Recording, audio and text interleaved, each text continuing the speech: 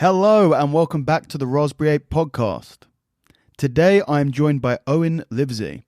Owen is renowned for his judo background. He is a Commonwealth gold medalist, but over the last couple of years has become one of the most recognisable names in the UK grappling scene. A silver medalist in the 2022 ADCC European Trials and ended up getting the call up to compete in the 2022 ADCC World Championships. He's also been on Polaris multiple times, having some absolutely huge matches on there. In this episode, we really dig into Owen's training history, his background, how he got into judo, his judo career, how he made the transition into grappling, we just had a fantastic chat. It was drawn slightly short by the fact that I had to check out of my hotel, but I'm hoping to get him back on the podcast in the future.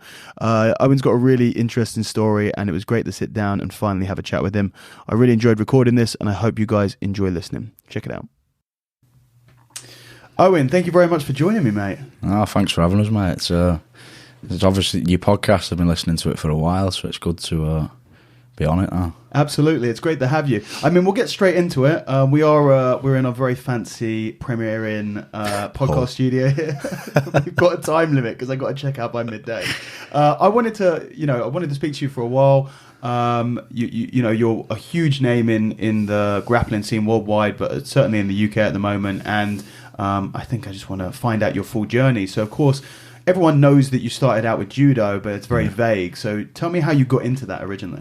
Into judo? Yeah. So, I'm from St Helens, which is a bit like Hull. It's just a rugby town. So, basically, in St Helens, everyone starts playing rugby. And a lot of them, like I've got a lot of friends who still are in rugby, playing professional rugby. And at the time, it's basically what Julia does now. I had someone come into my school teaching judo. And I kind of liked it. It was like a lot of fun. We were playing a lot of games, just things to keep kids interested, basically. And they basically did a 6-week course, and then they give us all like a leaflet at the end of that course saying if you want to take it further, you can join like the local club. And what did it really? It was out of my hands. My dad absolutely loves rugby. Like to this day, he still just pecks me out about rugby. And the judo coach, it must have been a great technique that he'd forced it through to before. He's gone up to my dad and said, judo's great for rugby. So my dad was like, right, you've not really got a choice, mate. We're going to go to the club and see if you like it. And then I ended up doing both at the same time. I'd train judo 3 nights a week, rugby 2 nights a week, from 8 that was. And by the time I got to 15 and I got my first British Championship medal, basically I spent 7 years literally medalless. Like I was just losing every tournament. And then I ended up getting a silver in the British Championships, which in judo then you get an invite to the cadet squad. You feel a little bit special. You're on the British team for your age group. So for that you get like a few camps a year where you can meet with all the best kids from the other areas in the country. You basically have a weekend of sparring, which is obviously great for your development as well. Yeah. Which is kind of why in the gym we've got now, we push the kids into judo just so they can get exposure to training with people all over the country rather than just people locally. And then by the time I got to like 15, 16, I just loved judo and I loved competing. And the rugby club I was at the time told me they liked me, they wanted me to stay, but if I was going to stay, I had to knock judo on the head. Which I wasn't prepared to do, so I went down the judo route instead. Nice. And there's a few things there. I mean, firstly, the idea of rugby as a base for martial arts is something that we're seeing quite a lot of. We've got there's quite a lot of ex-professional rugby players who after their rugby career make the transition into Jiu Jitsu. Obviously, we've got Alex Volkanovski, who was a rugby player prior, and it seems to be a great base for mixed martial arts and for grappling arts in general. Do you think it's purely a physicality thing, or do you think there's something else going on there? I think they're all mental. So okay, I think they can just relate to combat sports anyway, because I don't think there's many people in the combat sports world who are completely normal. Yeah, so I think straight away that crosses over a little bit. But then on top of that, like I know from playing rugby myself, the rugby lads actually train wrestling for rugby. That's how I ended up in Hull. I was teaching a rugby club wrestling first as a job. So I've worked with both. They've got 2 Super League clubs in the city. So they've got Hull KR and they've got Hull FC. And I've worked with both now, teaching them wrestling. So it's a massive part of their career and their game development is to learn how to actually take someone to the floor efficiently, conserving as much energy as they can, and slowing down the ruck and the play of the ball as much as they can using very simple wrestling details, basically. So I think they come to the end of that career, they want something to give them that bit of fire that they had all the way through the rugby career. They're a little bit screw loose as well, and they've got a little bit of experience in wrestling, so I think it's just a direct that makes sense crossover. Like my gym, you seen it last night, it's full of heavyweights. Yeah, it is. I reckon 75% of that gym's ex-rugby players. Really? Yeah, literally. Wow. And do you think that is because kind of who you are, heavyweight with that rugby base, like physical guy, or do you think that's just like a symptom of the area and the fact that a lot of people play rugby around it? I think it's a bit of both. Yeah. I think Hull in general, there is a lot of big lads here because like St Helens, it's a rugby town, and for rugby you've got to go to the gym, you've got to put a bit of size on, take all the contacts and things like that. So I think it definitely comes from that. And then I think it is a little bit, although we've got different coaches in our gym, I predominantly teach most of the sessions on the schedule, and I think just off the back of my style, which is obviously very top dominant, it kind of suits the lads that are coming into the gym, and ladies. Actually, Julia's building a good women's squad as well. Yeah.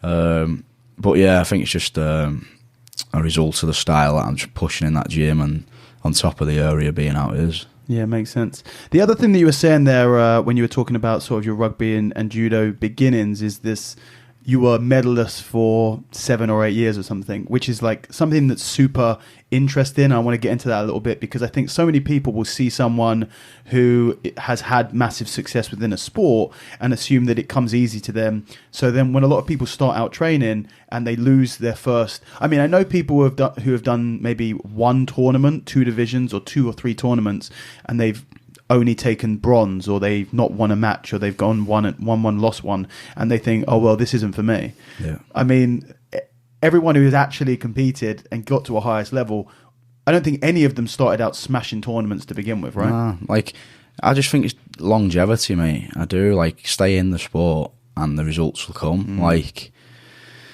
you see it massively now in Jiu Jitsu, like more than I've ever seen. Is like kids throwing all their eggs in one basket instantly, and it's not wrong because the kids become very good very quickly. But we don't know yet if them kids are still going to be in the sport in 20 years. Yep. Like, I think, especially, I know for myself, I didn't put all my eggs in one basket. I was playing rugby, I was doing judo. So for me, it was like, I genuinely didn't win any tournament for like at least 5 or 6 years.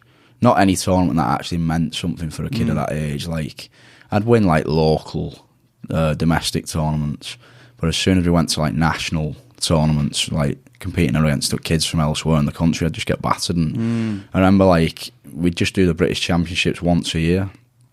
I reckon the first 4 of my British Championships, I just went in, lost first round, that was me done for the day. It was like I didn't even make it into the knockout stages. It was just like first round, bang, done. See, yeah, I'd be driving home from Crystal Palace, like 5-6 hour drive, having had like 5 minutes mat time. It was just terrible. But I think because I never put all my eggs in one basket, it was like I'd get beat, and then on the way home I'd be like, play rugby now, fuck judo. And then I'd play a rugby match, and I'd be like, I'll go back to judo and I'd train again. And then I'd lose again in a month's time, and I'd be like, I've got a rugby game tomorrow, I'll go and play rugby. It was always like, it was never, I want to do judo, judo's my life, if I lose, it's the end of the world. It was like, if I lose, I'll go rugby. Or even the gym I started at, I was just so lucky to be in that gym. It was like, we had judo 3 times a week, there was freestyle wrestling of a bloke called John Mellin, he was a Commonwealth bronze medalist at the time for freestyle wrestling. He teaches wrestling twice a week. And then there was Brazilian Jiu Jitsu on a Sunday with Andy Aspinall as well. So it was just like, we absolutely had everything on a plate. So I was just dipping in and out of everything. Like, if rugby wasn't on one night, I'd do a bit of freestyle wrestling. If we never had a game on a Sunday, I'd jump on Andy's Jiu Jitsu classes. So we kind of had everything at this gym. So there was never like, I have to do judo, it's judo or nothing. I've put all this into judo and I've lost today. It was just, Although my dad was like telling me how shit I was on the way home, like my dad was terrible with that. Like I still tell him now, like I won't be like he was. But he's just going to say, yeah, but it worked out. Honestly, mate, like it's a good job it did because it was bad. Like really, oh mate, it's like I remember playing rugby, and I've played a rugby match, but I'm like, you're talking like 8 years old here. I've not played great as an 8-year-old. And I mean, literally, I'm in the passenger seat of him, and he's like, shit that today, mate, wasn't it? And I'm sat there thinking, fuck, this is the last thing I need, you know what I mean? And he's like, yeah, mate, like, probably won't bring you again if you're going to play like that every time. Like, genuinely just kept going, and I'm thinking, fucking, I used to hate it. But then I'd just go to judo, so it was like one would just look after the other, and they've kept me into the sport until I was at an age where I started getting a bit of success, and then when I got that bit of success, it made me wanted more, and then I didn't need anything else. Then it was just, I was straight. I moved away and went full time at 16, and I've never looked back. That's such an interesting, you know, that's kind of a mindset that you had the ability to have perspective, a wider perspective, because you were doing so many different things, which I guess works quite easily when you're doing that, when you're young, when you don't have to worry about anything else other than the sport. Do you think that there would be any way of someone who is not a kid or not a teen and maybe didn't have the time to do many different things? Is there a way they could take that same principle of having a broader perspective over things? Is it simple as saying, look, you're a blue belt, you've got a full-time job, and you're in your mid-30s, you're a blue belt, you've got 2 kids. Don't make jiu-jitsu the number one thing in your life? Is it as simple as that? Mate, I believe it is. Like, unless like you are an absolute full-time professional, yeah, there's more to life than jiu-jitsu. You know what I mean? It's like one aspect of life, isn't it? It's like I keep going back to our gym, but I reckon 85% of our members are not bothered about competing, and it's fine. You know what I mean? If they want to jump into a domestic tournament and win a medal one day, they can. If they don't, but they just enjoy the sport, like, they're still going to get good at the sport because being part of that gym, they're training in a certain way, they're training with a certain intensity. So they're still going to develop good skills. It's, for me, like, if you're not a full-time professional trying to either earn money from the sport, win medals from the sport, or hoping to open your own gym one day and develop that as a business in itself, like, if it's not your life, then for me, it's like, if you lose, just go again. Like, everyone, people are lying at the top if they said they've not lost a million times in the past, I believe. Because I know, like, in judo, we don't have, like, in MMA, you've got your records. There's none of that in judo, but if there was, I'd be like, more losses than I've won. So someone would look at that and go, fucking hell, shit. Like, I've 100% lost in the international judo circuit more than I won. But when I won was a lot of the tournaments that mattered, so people took note of that. Yeah. But behind the scenes, I'd actually lost fucking 10 times more than I'd won. And I think, like, that's a really important thing. Like, I think nowadays a lot of people look for quick success. Like, they think because they've trained hard for 2 years, they're like, I should be winning now. I've been training 2 years full time. It's like, 2 years is nothing, mate. It's all, you're almost, well, you are to me. You're still a beginner. It's a tough sport, and I think people got to remember that everyone's trying to do the same thing. So, like, you ain't owed anything. Yeah. You've I know it's cliche. You've really got to earn it, and I think losing is part of that process.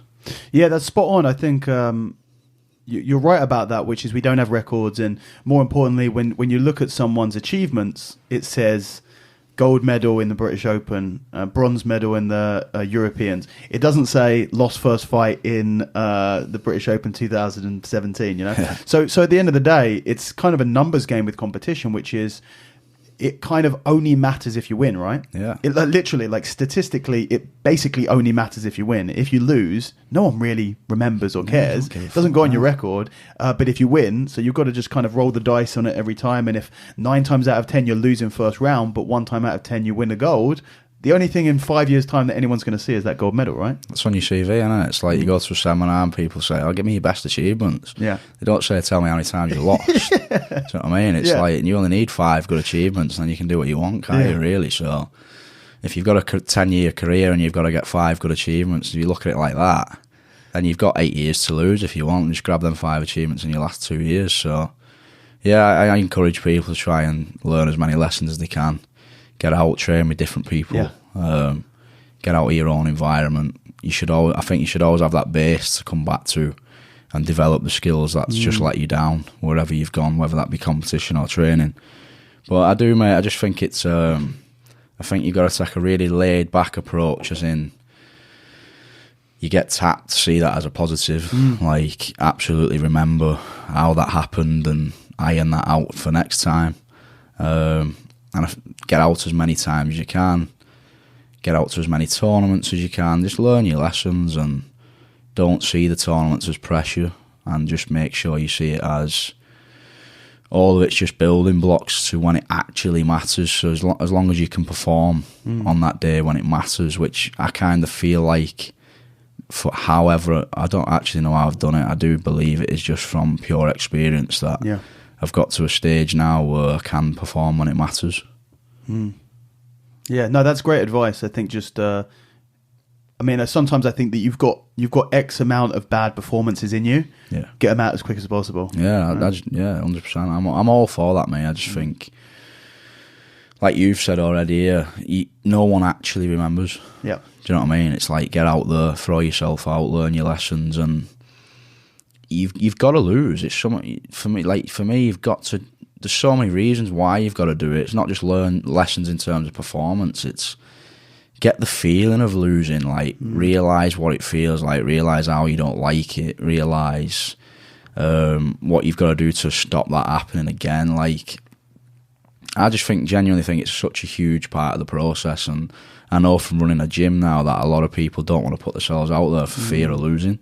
But for me, it's like you should look at the opposite way and think you've got to go through that. Like, you don't learn to drive without being a shit driver. You know what I mean? It's like, you don't learn to win without fucking losing. You know what I mean? I think people can put themselves out there that much that you become really good at winning. You know what I mean? You just become really good at knowing how to handle a match. Like, it's Jiu Jitsu especially. Like, I think I've had like 5 or 6 really good wins that if someone asked me what your best wins are, I'd pick 5. I've not subbed any of them. But, like, it's hard to sub people like that in 10 minutes. Yeah. But I'd like to at think... that level as well. Yeah. I'd like to think I can manage a match now. And I've only learnt that because in Judo we were competing every 2 weeks. It was... some of the tournaments I've won my first round by a penalty in overtime. And it's like, that could have easily gone the other way. I'm out first round. But I've scraped through in overtime, and then I've ended up going through my next 4 matches and winning gold. Like, you've had him on here, actually. My training partner was Danny Williams. Yeah. So, Danny, when we both won the Commonwealth Games together, his first or second round was unbelievably close. It was like one of them he was behind with about 15 seconds left. And he's like... something's happened where there was a little stoppage, and he was absolutely hanging as well, because I don't know if you've spoken to him before or after that, but he must have cut about 10 kilo in a week, and he was absolutely fucked. And he just sprinted at the lad and got this score back, absolutely got through by the skin of his teeth, and then went on to win. So the margins can be that fine. People can go to these comps, lose first round, drive home and think, fucking hell, I'm shit. You could have been millimetres away from gold medal. Genuinely. People can be, on the same day, could be driving home with a gold, but won the first match by an advantage in overtime. Yep. But thinks he's the best thing since fucking sliced bread now because he's got gold, and it's like, it's literally inches. It is. Yeah. No, it's 100% right. No, many gyms for the hobbyist, I think, like you said, the majority of people who do jiu-jitsu, in the same way that the majority of people who listen to this podcast, are not going to be full-time athletes, are not going to be world beaters. And I think that's really where the most valuable advice comes, both from a coaching perspective. Most, out of 100 guys in the gym, you might have a couple of guys who want to be world champions, legitimately may have a chance of doing something big in the sport, but it's always going to be in the minority. The majority of people, I think, they look up to these world beaters and they try and take a similar mentality to them. It's like you want to get big and jacked, so you look at muscle and fitness and you do the workout that Ronnie Coleman's doing. You go, well, that isn't going to work, right? Yeah. You've got to look at it from a broader perspective, and I think there's a lot of gems in what you've been saying about losses, about experience, about those slim margins that will help a lot of people potentially. Yeah, I think like we've just gone back to, like, a hobbyist, I think, is just treat it like that. Yep. Just make sure you're still on the mat in 10 years. 100%. Yeah. And for me, that's what it's about. Like if you're not looking for it as a lifestyle or as a job, just make sure you enjoy the sport. You know what I mean? If that means you train twice a week instead of 5 times a week, if you're still there in 10 years, you'll be better than you would have been doing. Like, we get lads in the gym who come, they absolutely blast 3 weeks, 5 nights a week. I'm like, you're here again, look, you're training full time. They hit a wall in 3 weeks, they have 4 weeks off. Yep. Their progression's so much slower than someone that's just on the mat twice a week for 5 years. 100%. I was having this conversation with the guys a couple of nights ago and said that I've seen it so often. How long have you been coaching for? We'll talk about that. How long have you had the gym open for? Oh, the gym we've got now, about 3.5 years. Okay.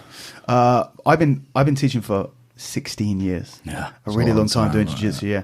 And I've seen so many guys, and the number of prodigies, you know, guys training twice a day, 6 days a week, they legitimately dream of being world champion, and not all of them quit. Yeah. It's that sort of that candle that burns brightest is extinguished fastest. And you've got to look at jiu-jitsu as the long game. You've got to think, it's that old saying, people overestimate what they can do in 6 months and underestimate what they can do in 10 years. Yeah. And you've got to have that kind of long-term view of jiu-jitsu or anything that you're trying to get better at. Yeah. I think it's just, you've got to do it for the right reasons as well, because we tried it at our gym about a year ago. We've got a full-time schedule, and I was looking for people that actually wanted to train full-time. And we got so many people say, yeah, I want to train full-time. And I was like, look, it's shit. The reality is it's not enjoyable at all. And it was just about the time where people had like just watched the Daisy Fresh stuff, and they're like, nah, look at these lads. And it's like, yeah, but what you're seeing in these documentaries is how they're living, but then the success that's come off it. But what you're not seeing is, if they'd done a documentary on every day, they've lived like that for 10, 15 years. Like, the lifestyle is shit. Like, we'll go more into it soon when I was at Camberley and that, but the full-time lifestyle is so plain. It's like, obviously, if you're going to train full-time, you cannot work full-time. So you can't have your nice cars. You can't go out every weekend. You can't go for a meal whenever you want.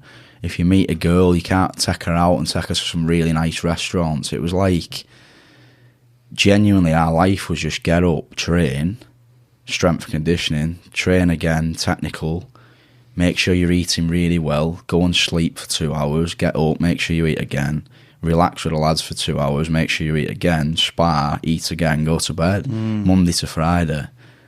We didn't have a pot to piss in. Like, we had absolutely no money whatsoever, but we were all doing it for the right reasons. Like, we genuinely didn't care about anything else at the time than getting to an Olympic Games or winning some major medals in judo.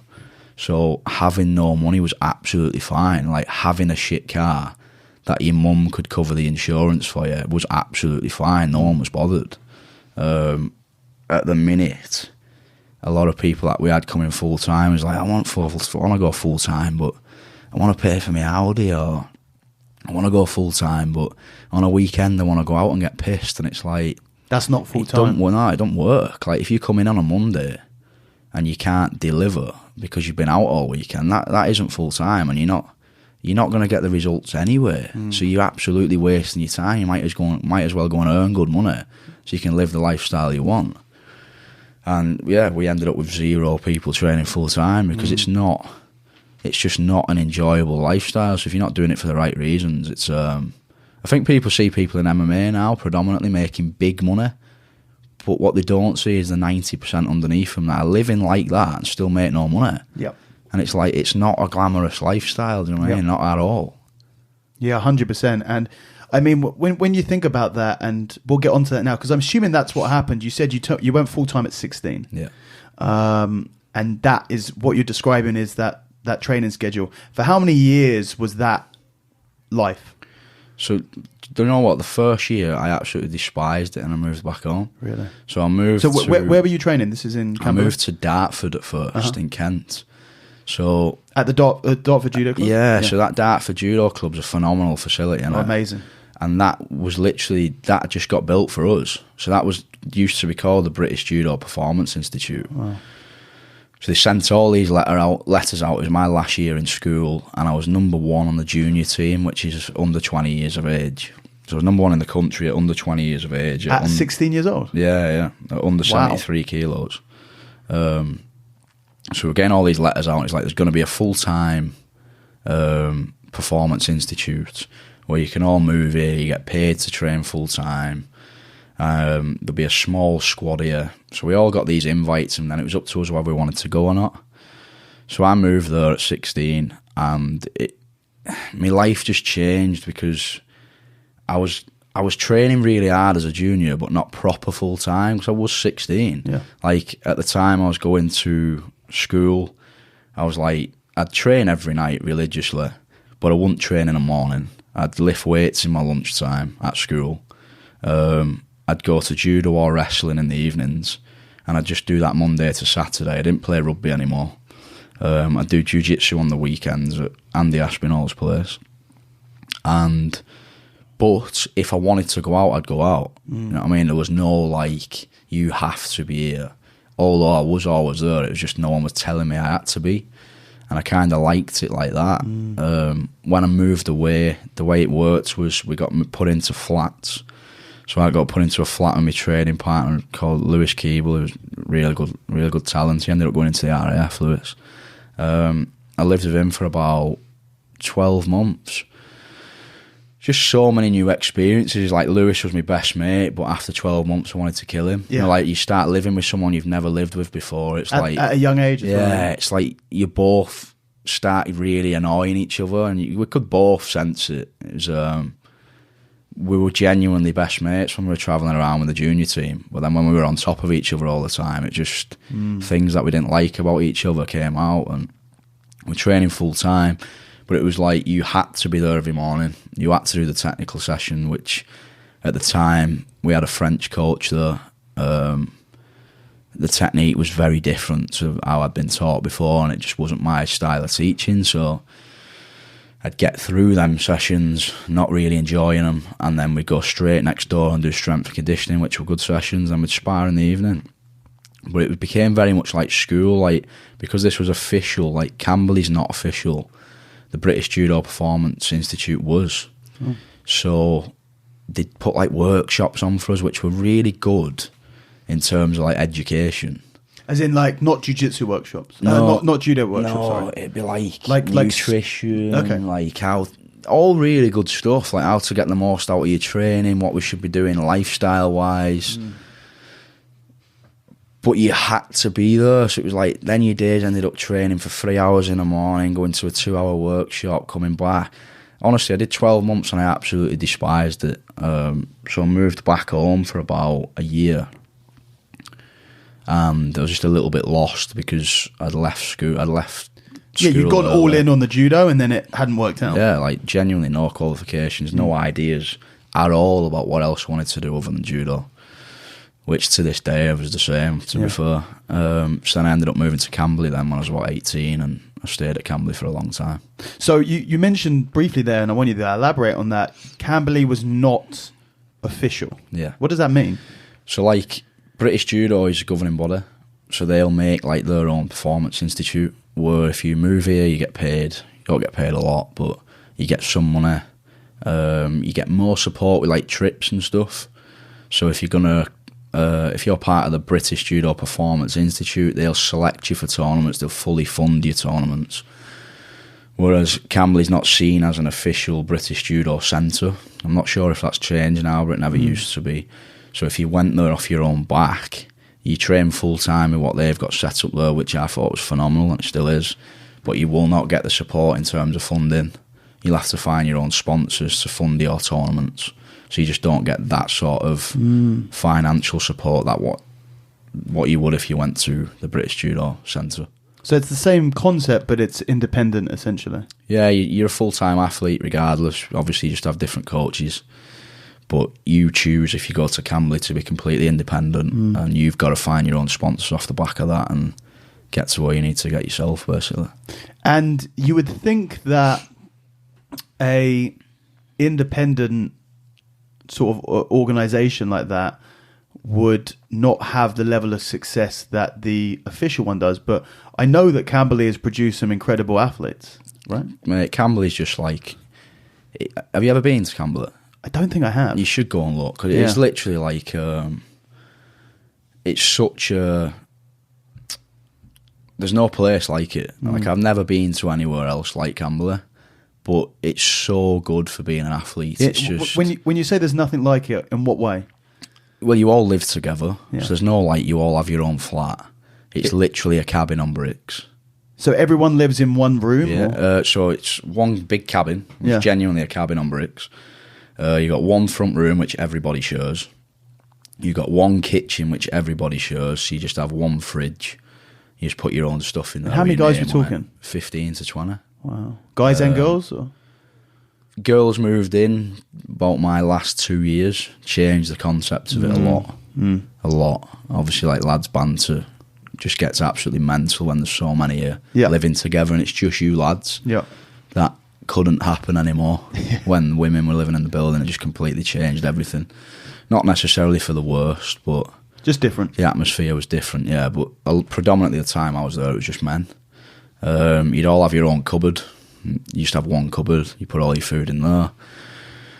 There'd be like 10 bedrooms. And they'd all have bunk beds in. So you'd just be on a bunk bed, like military-style beds, literally. Very, very small room. You'd share a wardrobe. And that's it. Like, basically, that's your living accommodation. You go out the back door, and you're talking like a 3-metre decking. And then that's your dojo. The men had one shower. The women had one shower. And that you didn't have to leave that space. It was literally like you got up... on the side you had your own little weights room as well, which when I first moved there, they never even had that. They used to have a shipping container which was full of weights. So what we'd all have to do as a group, we'd all do technique together at 10. And then at the end of technique, we all had to lift the judo mats up, go to the shipping container, all bring the weights into the room, set all the weights up.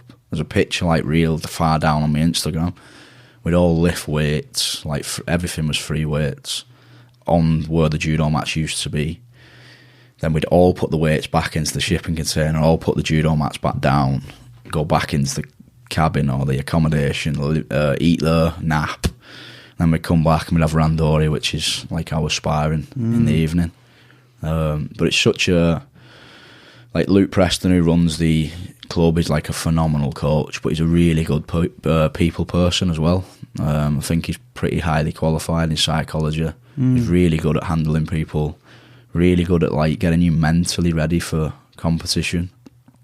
And he just developed an insane squad. Like 2014 to 2016, we were just winning everything. It's like we used to have like a Camberley bus, and he'd literally stick us on this bus, drive us to Bath.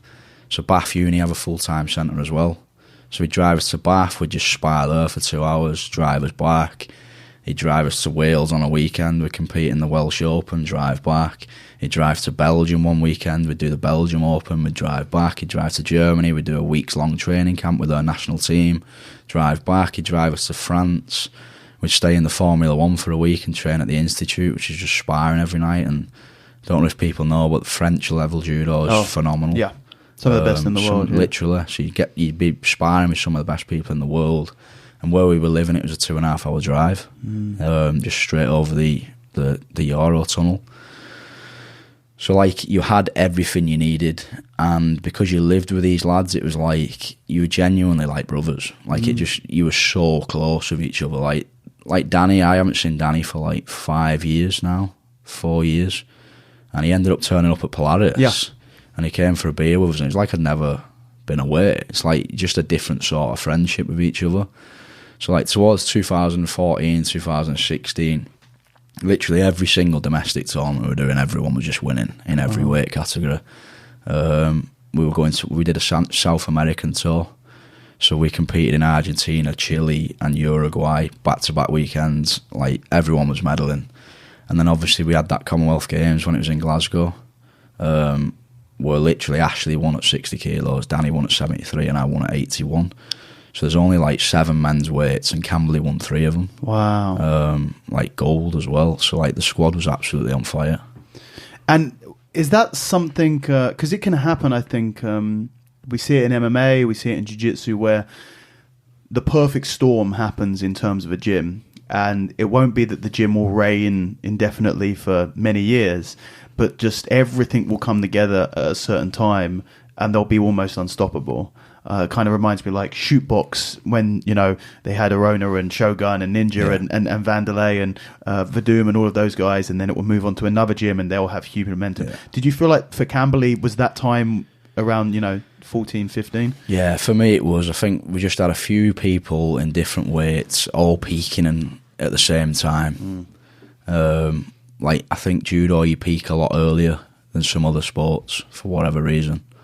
A lot of people that win major medals are like mid-20s to end of the 20s. We were all about 24, 25 when we had them 2 or 3 years where we were really storming through everything. But like genuinely at one point you had like Ashley, 60 kilo, number 1 in the country. You had Nathan Burns, 66, he was number 2 in the country. You had Danny, 73, he was number 1 in the country. I was 81, I was number 1 in the country. And Fraser was 90s and he was number 2 in the country. Wow. And we were just all training together every single morning, every single night, Monday to Friday, just bouncing off each other. Didn't have anything else. Like, that's the major thing. There's just absolutely no distractions. Like, I'm competing now, but I come home and then I get slapped with a tax bill for my business, and I'm like, fucking hell, I owe this much money. And there was none of that. You know what I mean? There was no paying tax because I didn't get paid. Yeah. It was just like, I didn't have, genuinely didn't have one worry in the world. Like, what's really weird is I had zero money, but there was less stress than there is now. Like, it was such... More money, more problems, right? Honestly, yeah. It's such a good life for sport, though. It's just, wake up, and it's just never been the same since. You wake up, and you literally have nothing on your mind other than what you're eating, so you can go and train. And it's just, it breeds success in that place. Yeah, it's such a... It's an interesting concept. I mean, we don't have anything really that comes close to that in Brazilian Jiu-Jitsu, or I guess there's small gyms like Daisy Fresh, for example, where those guys will be doing the same sort of thing. But then, you know, once you get to a certain stage, they're worrying about recording instructionals and sponsorships and stuff like that, and that you start to get distracted in other ways. It really, the way you're describing it, it really it sounds similar to what I'd imagine like a military thing to be. You know, it's like all the guys are in together, the you know, brothers in arms. You're not worrying anything else other than the job at hand, and everything else is taken care of. Yeah, it's just like, honestly, like there's really good things in jiu-jitsu, really good things. Like, I think instructionals and things like that are fantastic. Like, I've done quite a few now myself, because you can obviously, it's a good way of making money. But they are distractions at the same time. Like, they are time consuming, they are exhausting. I think that life that I lived at Camberley would be it's impossible for me to live that life now. Of course, there's too much going on, like kids and stuff like that. But I really do believe, like, when you're young and you have the chance to do it, if you're doing it for the right reasons, you are serious about being good, honestly, that will build the rate that you improve will multiply by 1,000,000. It's just crazy. Like, you genuinely have nothing else in your life. And I was going to say something else about it then. Oh, like, we used to have a great strength and conditioning coach. So we had Ben Rosenblatt, was our S&C coach, he's in charge of the S&C for England football now. Oh, wow.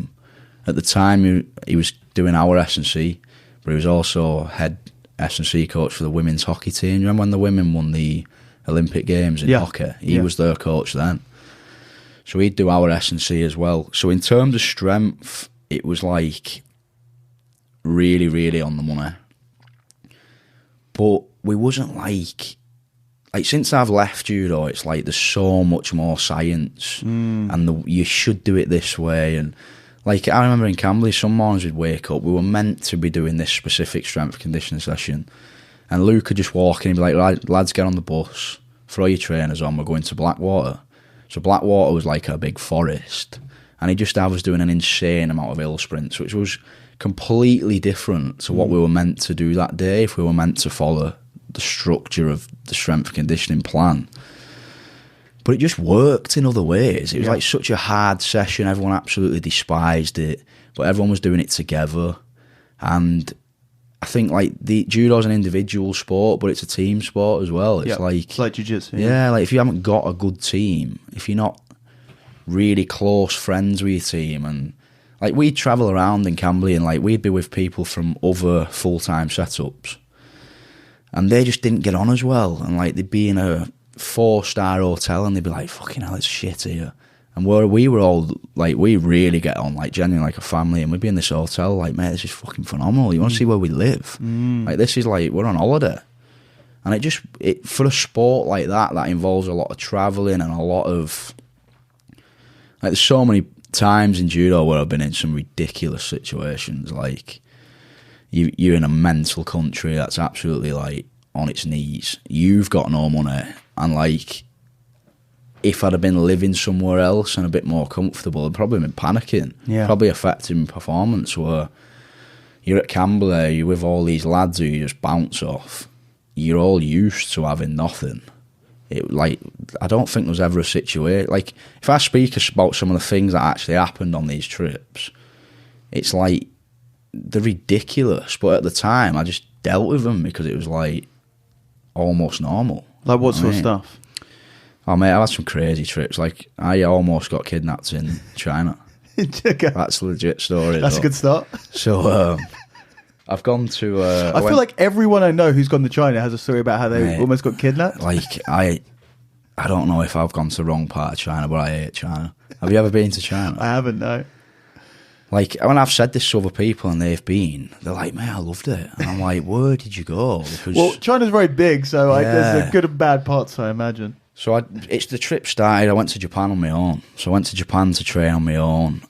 Basically, judo in Japan's all done in the universities. Yep. So I stayed at Scuba University. I went and stayed in the dorm room. So you couldn't go in the university dorms and stay there for like 3 or 4 weeks. So I stayed there on my own. Just basically have no training in the morning. So I was doing S&C in the university gym every morning. And then I'd go to the dojo every evening, and the session plan would just be the same. Like Japan's just insane. It's like 14 7-minute rounds on the feet every night. Everyone's absolutely phenomenal. 14 7-minute rounds. It's like 3-hour sessions. Like, Jesus. And if you're there for a week, you can run the program. You could run the program. Like, there's genuinely no difference in training at all. Wow. You walk in, the same lad does the same warm up. It's just one of the judo athletes. Like the coaches just stand there. So one of the judo lads who's actually training takes a 10 or 15 minute warm up.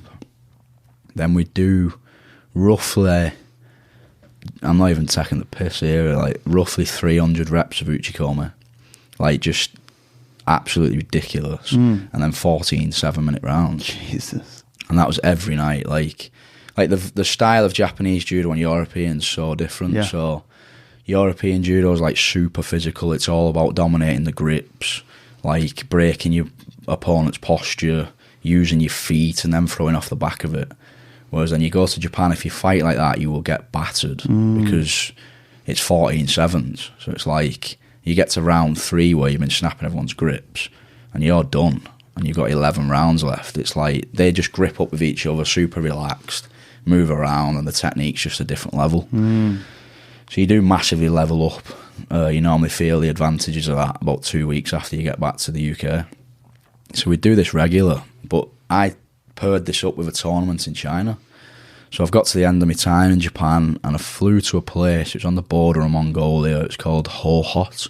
It's spelled H-O-H-H-O-T, all one word. So I flew there on my own. So when I land, because like I'd never been to China before and this place sounded a bit crazy anyway, I've like booked an airport hotel for the first night.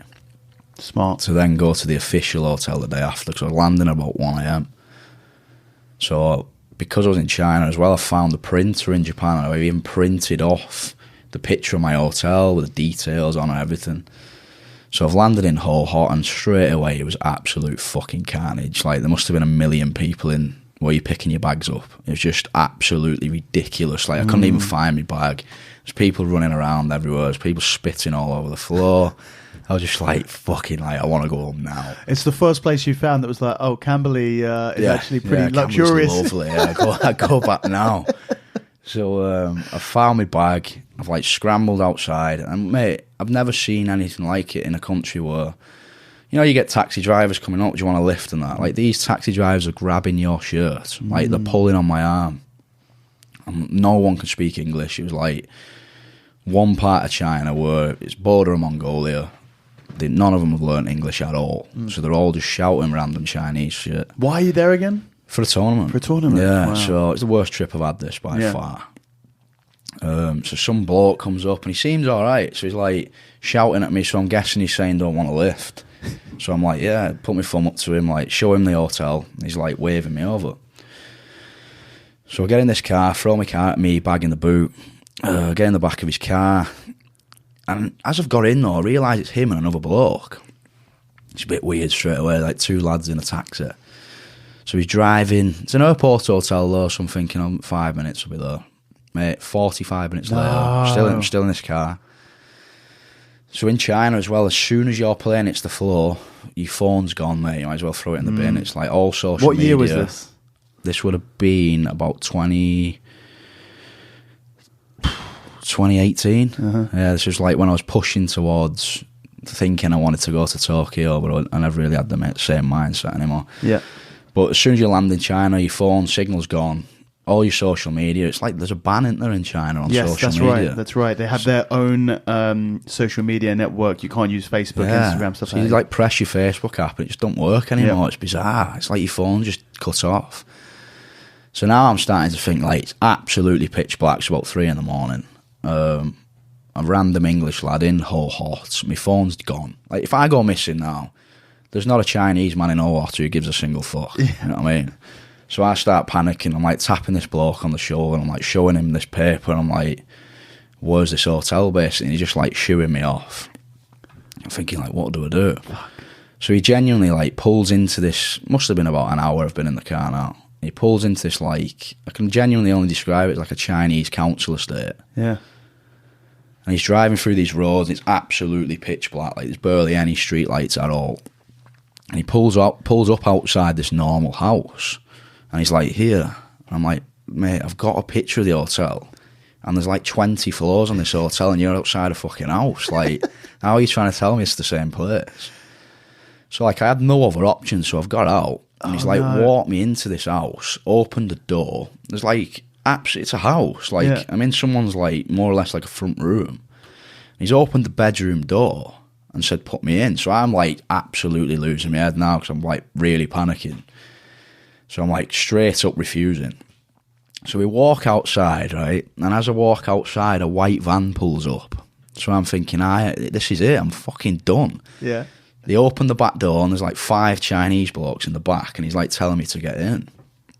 Jesus. So I've got in, mate. I've got in. Don't know, like, didn't know what I was going to do. So I've got in this van. He slid the door, shut it again. Absolutely all the lights have gone off, so I could just hear these Chinese blokes like talking, can't understand the word.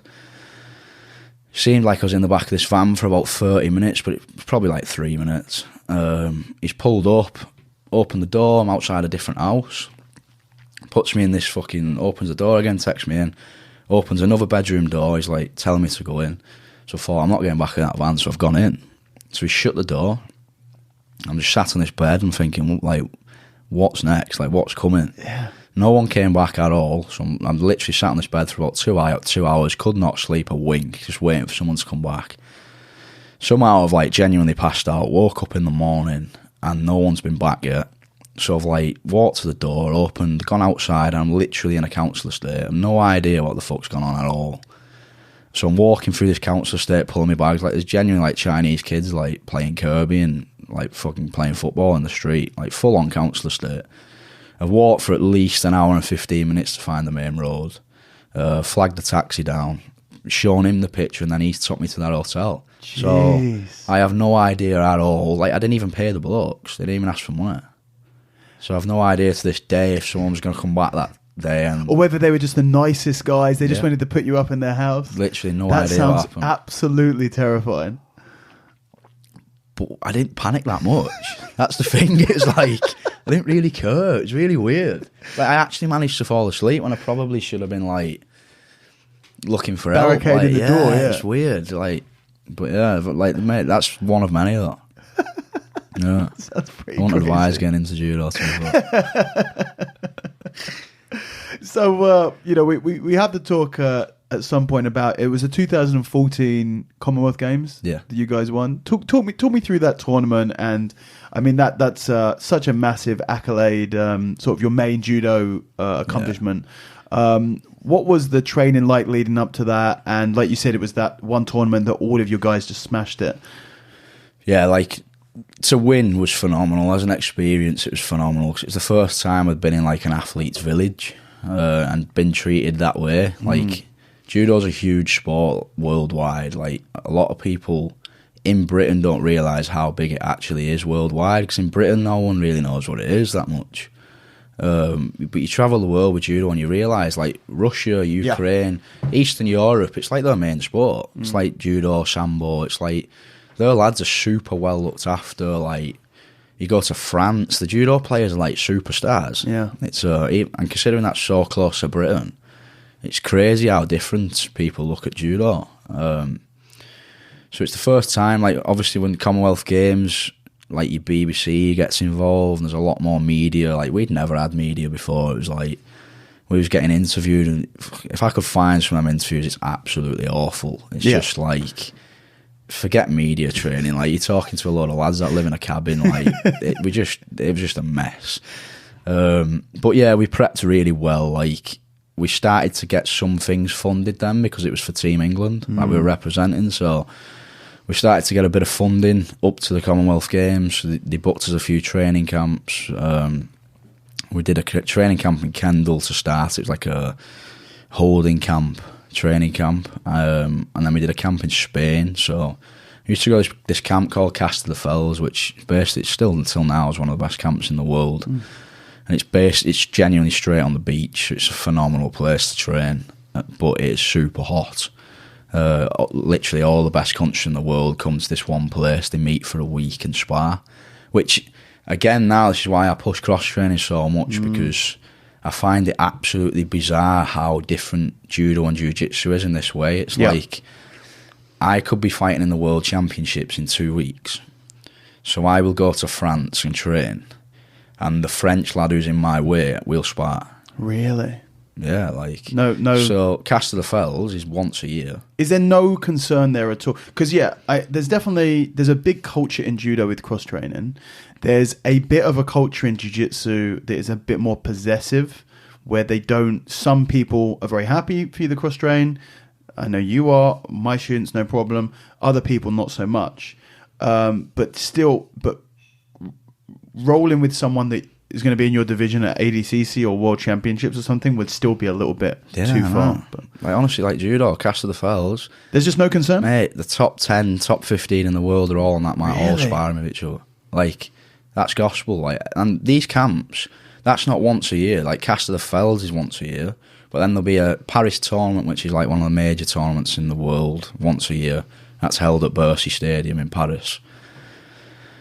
After that Grand Slam, there's a training camp straight after that where everyone that's just fought trains together, and then they go straight from there. Everyone travels from there because the next weekend there's the Dusseldorf Grand Prix in Germany, so everyone will literally fight in the Paris tournament, do the Paris camp and all train together, spar against each other, and then go to Germany and all fight each other again. So what's the difference in mindset between jiu-jitsu guys who would see that as kind of crazy and judo guys who wouldn't think twice? Honestly, mate, like I have no idea. I've just been brought up with that judo bit where it's been like, there's been some times where I've done a camp, gone to this tournament this weekend, and the lad I've got first round, I've sparred with him fucking 10 times last week.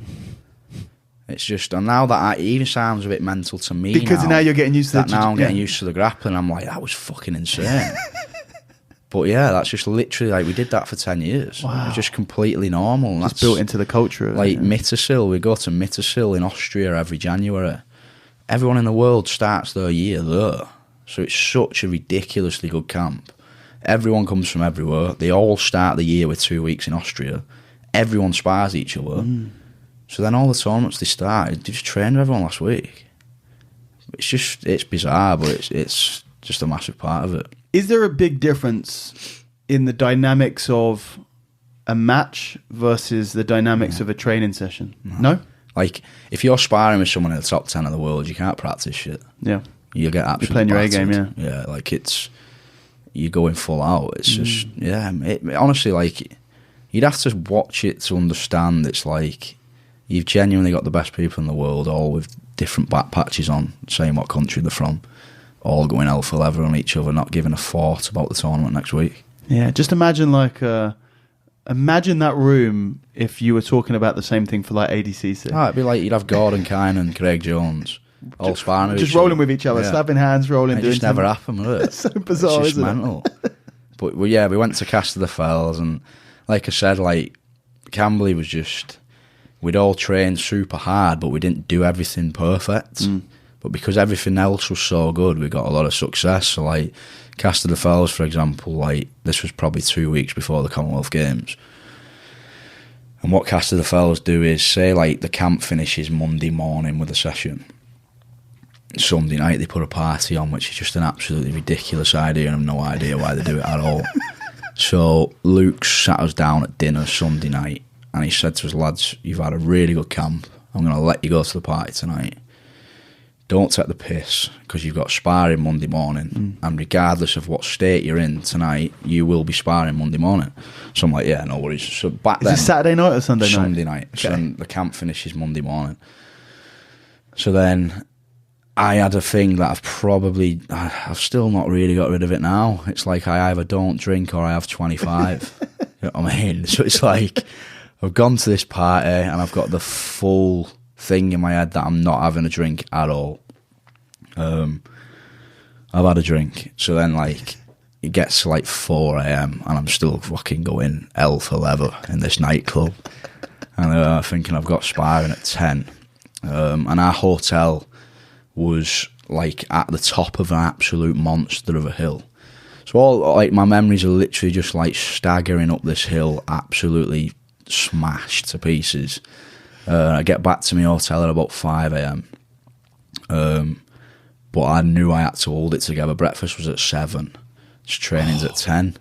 So I knew Luke's going to be there at breakfast, like. And you're still drunk at that point. I'm absolutely levered. Like, I'm getting in at 5, like, at my peak. Yeah. Like, gone completely.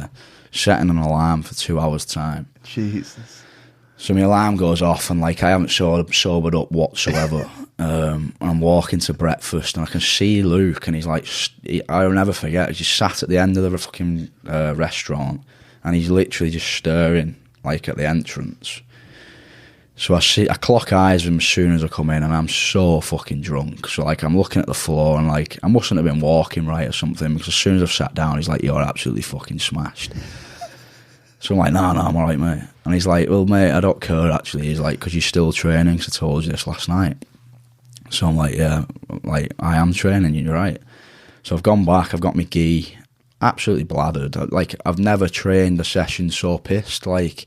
Believe it or not, I've done loads of sessions where I've been half cut, like, from a party the night before, and I've just trained.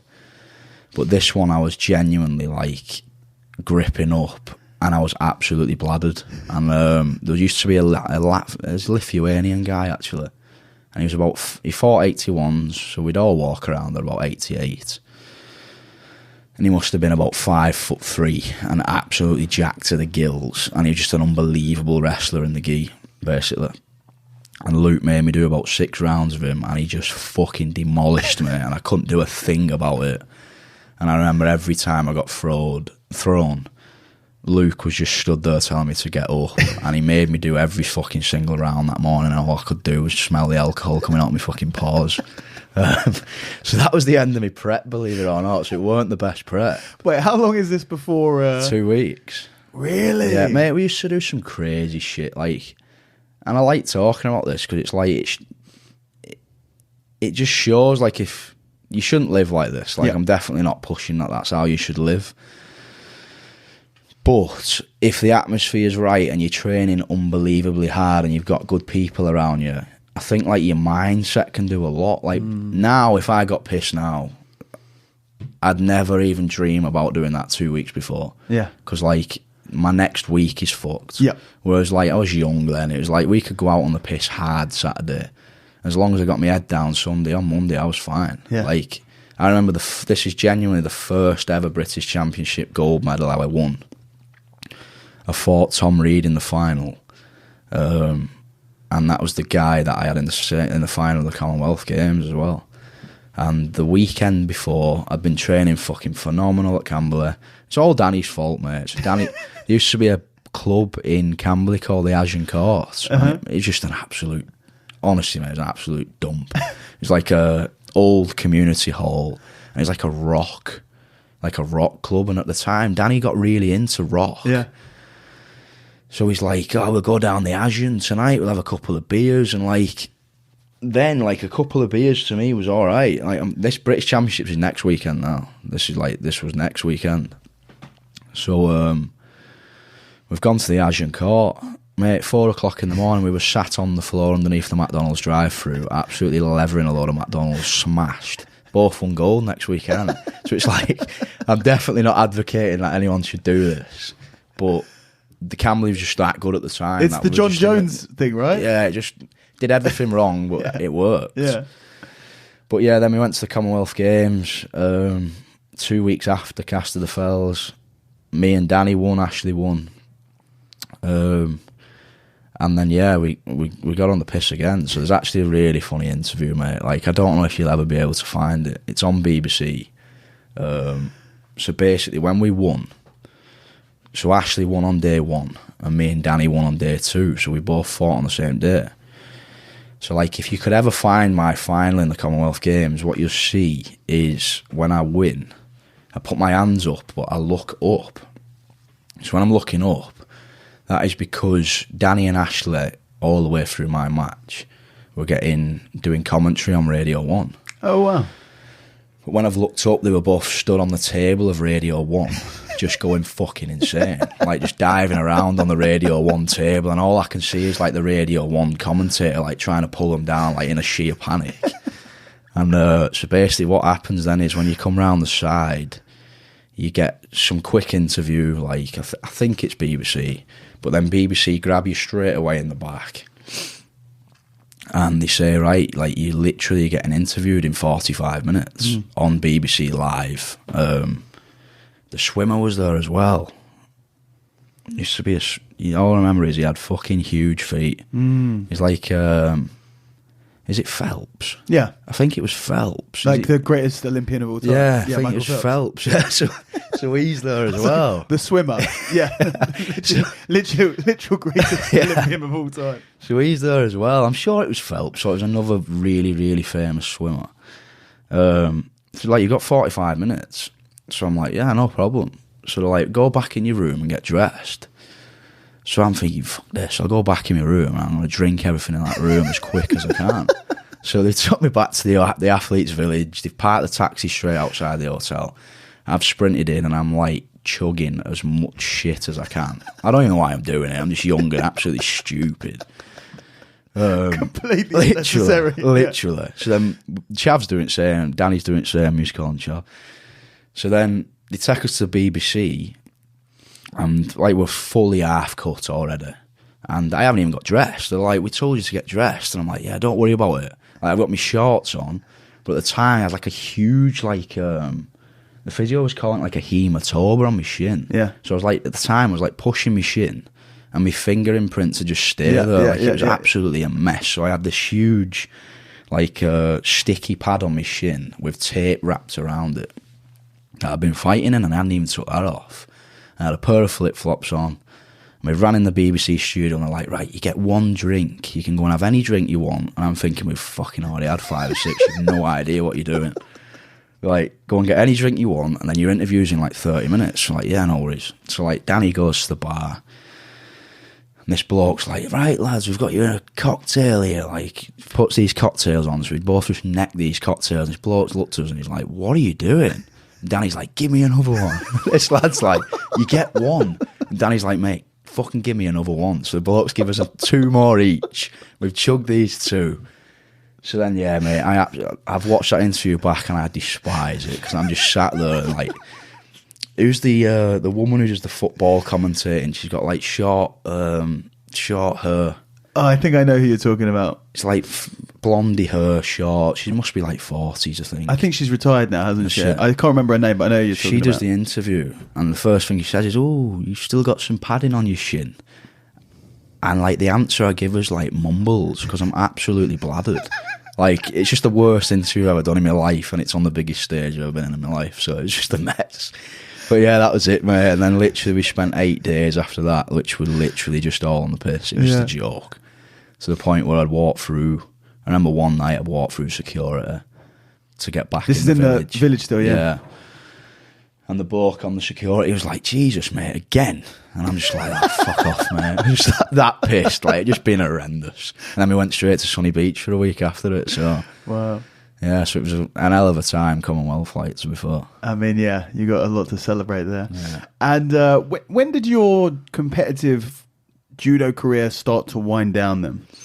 So I'd literally failed to qualify for 2016, which was really bad. Like that was tough because basically to qualify for the games you have to now it's top 18 in the world for Olympics. Yeah. So but then it was the top 21, and I was in like literally. I've been in this qualification zone for 2 years, and the full process is like 3 years. So I get to like January 2016 and I'm in qualification. I'm flying, like I've won some really good medals internationally. The Commonwealth Games doesn't actually contribute to that at all either. It's like World Cup medals and things gives you these points. So I'm like in qualification, but underneath me there's a Brazilian lad who failed a drugs test, so he couldn't fight for Brazil. So then started fighting for Lebanon instead.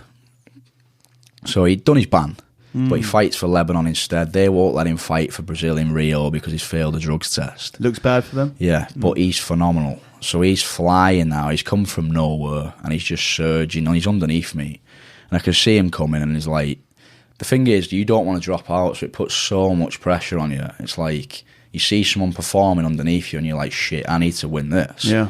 And then when you don't win it, it puts massive pressure on the next one, because then you think, I need to win that now. Basically, like, I had about 4 tournaments of bad results where he was flying, so we were literally neck and neck. And genuinely went down to the last tournament where I was like, day 1, and there's a lad called Ben Fletcher who fought day 2. He's from down south, actually. He's a good lad, Ben. He was fighting at under 100 kilos. He was day 2. So I crashed out in the second round, I think, of the Kazakhstan Grand Prix. And this guy, the Brazilian guy fighting for Lebanon, ended up getting a bronze. So he's knocked me out. But even then, I was still going to the games. Because when you fall out of qualification, you fall into a continental quota. Which means, I think it means in Europe, you have the most points out of all the males who are not in the qualification zone. So I was still going. So the only single way I could fall out of the continental quota is if Ben Fletcher fell out of 100 kilo qualification zone. But for Ben to fall out of that, there's a Hungarian lad called Serginax that needed to win gold tomorrow. And he just wasn't that good. So I was like, there's no way. I've looked at his draw. He had Fonseca, who's like, I think he's current world champion now, or he was world champion the year before from Portugal. He had a really, really good German lad called Richard Frey. So I was like, there's no way this guy wins. So I'm going to the games. So I've turned up day 2. I'm sat there and watching the lads compete. And Serginax comes out. And he absolutely launches the first guy. And I'm like, that's fine though, he's got Fonseca next. Comes out, throws Fonseca. I'm like, fucking hell, like, bit of twitchy ass time now. Comes out, beats Frey, gets to the final. So I'm like, lads, if he wins this, I've been in qualification for 2.5 years, I'm fucking going to fall out. Won. Wow. So, like, I've watched him win. I was just heartbroken, mate. Yeah, like, because literally the reason I moved away was just to go to an Olympic Games. Like, I genuinely wasn't bothered about anything else. Like, as good as it was winning the Commonwealth Games, I never went to Camberley at 19 or 18 and said I want to be Commonwealth champion. Like, it was always like I want to go to an Olympic Games. Yeah. In judo, there's such an obvious route that is your... Anyone that's serious with judo, that's all it's about. It's like, even more so, like, I think you might get a couple of countries like Japan where like, I want to be Olympic champion. Yeah. In Britain, they've never even had that. Yeah. So it's like, to get to an Olympic Games is phenomenal. If you can qualify, then you've got however long to get ready to try and do something really fucking special. But then when I fell out of that was just like fucking, I've never had a feeling like that. Wow. So literally I had a really bad time after that. I moved back to St Helens for about 18 months and just turned into something horrendous. Just like, I was doing like some PT-ing to get me by, but I wasn't even qualified. Like just teaching people, and I could get people because they knew I'd done a bit of judo in my career and been an athlete, so they wanted to be trained by us. So I'd do a little bit of PT-ing for cash. And I was literally out just getting pissed every Friday, Saturday. It was just an horrendous time, probably the worst time in my life. To the point where I realised I had fuck all else, which is why I went back to Camberley about 18 months later. Wow. Which then, when we were on about before, make sure you do it for the right reasons. I went for the wrong reasons. I went back, said I wanted to go to Tokyo 2020, when I didn't. Like, I went back to Camberley because I just didn't have anything else. I didn't know what else I was going to do. I wasn't that excited about judo anymore at all. So I did about 18 months of competing again. Got some really good results again, like won the British Championships 2 more times, I think. Got a couple of World Cup medals, won a couple of European Cups. But failed. I think I got a 5th place in the Tbilisi Grand Prix in Georgia. I got a 5th place in the Korean Grand Prix in Jeju. And then after that, I just had a word with Luke, and I was like, look, I'm not even like, when I'm cutting weight, I'm thinking, why am I doing it? Like, I'm just not here anymore, I don't want to do it. And he was like, yeah, fair play, mate. So then I had a little bit of time out. Julia's mum and dad lived around the corner, so I moved in with them instead of being in the club. And I started training a bit of MMA at London Shoot for about 6 months, which was just a crazy idea. Like, the gym was phenomenal. Yeah. But again, it was only because I didn't have anything else. Yeah. I had $2,000 in my bank account from a sponsor. So I had no income other than that. So I had this $2,000 lying in my account, which stupidly I spent literally just driving to London Shoot and back. And like, what I would do would drive there, do the 3-hour session with the pros in the morning, sit in a Costa coffee around the corner for like 4 hours. I'd just take food with me, go back and then do all the evening sessions, and I'd just do that every day until I ran out of $2,000, which was just fucking ridiculous. Wait, you drive back every day? No, so I'd be living like 45 minutes from London Shoot. Okay. I was just driving to London Shoot, training for 3 hours, and then I'd walk to the Costa around the corner. Yeah. Sit in Costa coffee for about 4 or 5 hours every day. It was just terrible. Then go back to the gym, just train again, and then drive back to Camberley and to Julia's mum and dad's house. Yeah, okay, got you. I did that every day until I ran out of the money, and I was like, what the fuck am I going to do now? Then I got an horrendous job teaching judo in schools, which I don't know how I forgot his name, but I would absolutely out him because he's an horrendous bloke. Like, genuinely, mate, like the bloke I was working for was like, puts a job description out which was like 9 a.m. till 4 p.m. You teach a few classes within that time. So I'm like, fantastic. So I get this job and I'm like, right, I'm teaching judo and the money seems pretty good. So basically, like, what's not in the application is that the school's like an hour and a half away. So if your school starts at 9, you have to leave at fucking 7, half 6. So really, it was like 6 till 6 every day, which made the money a little bit shit. On top of that, you got half of the fuel that you spent, so you didn't even get all your fuel covered. So I was just on a loss, like I was just maxing out my overdraft every month. But I had no other options because I'd not got qualified in anything. So like, that's one thing I'd push now, is like, try and have a backup if you do go full time, because I just landed on my feet. It was like, I did that for about 6 months, which was just fucking awful. Like, the last straw in that was, the bloke came into us as a summer holidays for schools, and mate, every time, because we used to teach judo in schools sometimes like 1 session a day when we were at Camberley to get a little bit of pocket money. Every time it was summer holidays, you were off. Yeah. Because obviously, like, it's holidays, like, there's no schools to be taught. For some reason, this bloke made his employees sit in the office all the way through the summer holidays, which was unbelievable. So he comes into the office one day. Doing nothing? Nothing, mate. Like, nothing. There's 3 of us. One guy's doing admin and I'm sat on fucking Facebook. Like, what am I doing here in my life?